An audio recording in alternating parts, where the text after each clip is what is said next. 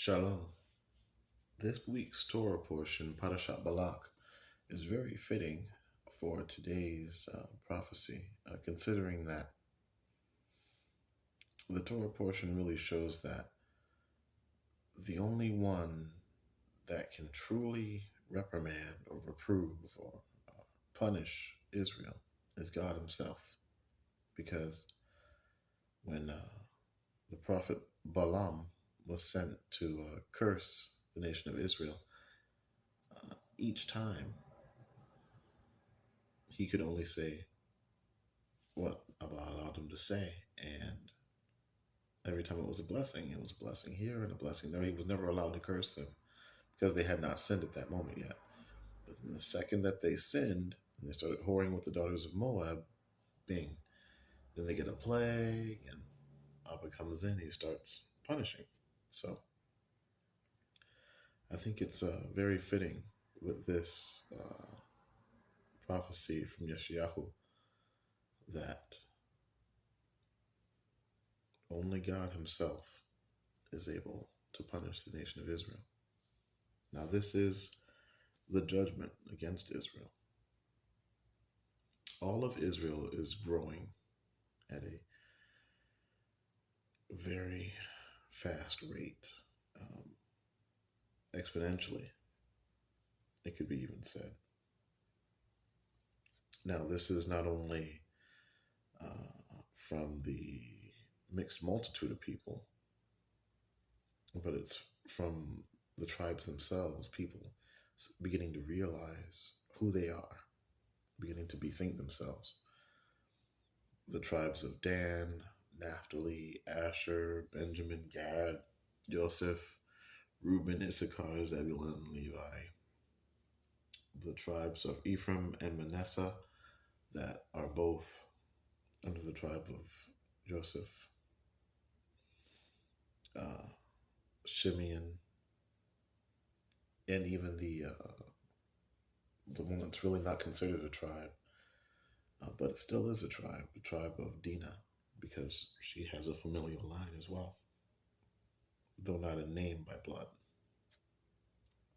But these people are beginning to realize exactly who they are, where they come from, and how they're supposed to be living. And then you have Christians who have recently decided to become Messianic Jews, a lot of them, and get rid of the cross and the idolatry of worshiping Jesus and begin to worship the Creator as it was originally taught. And you even have some Muslims who are deciding not to worship the idol of the Kaaba, realizing it's a Hindu idol, and beginning to worship the Taurat, as they call it, or the Torah, as it is commonly known. So the nation of Israel, Am Israel, is growing at an exponential rate. It's happening fast, and it's happening now. Now, it's at this time that the tree of Israel, the family tree of Israel, is becoming a great cedar, just as the prophets had foretold. So it's with great sadness, especially at such a great time, that we still have to give prophecy such as this.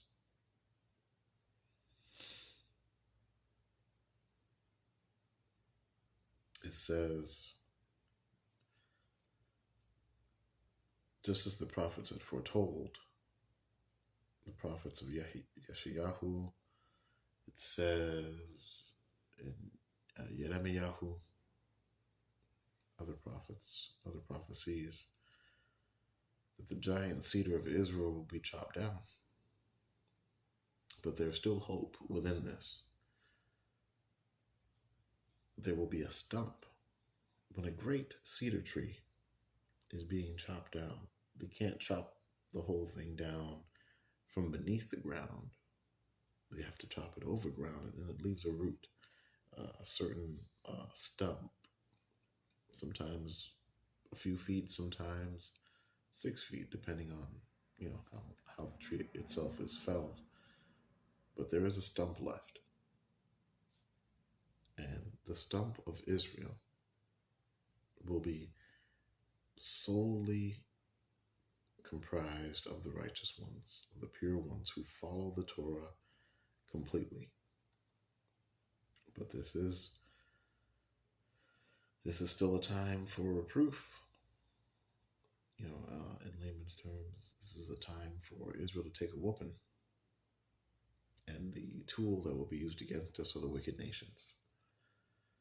And they are Abba's rod of anger. But when it's done and the beating is over, there will be a stump.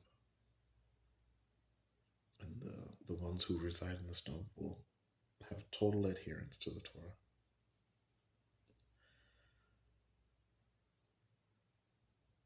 And the waters that separate us worldwide will be dried up so that we'll be able to walk back home from wherever we are amongst the four corners of the earth. God is providing a blessing and a curse at the same time, which is why today's prophecy is so poignant in timing with Parashat Balak.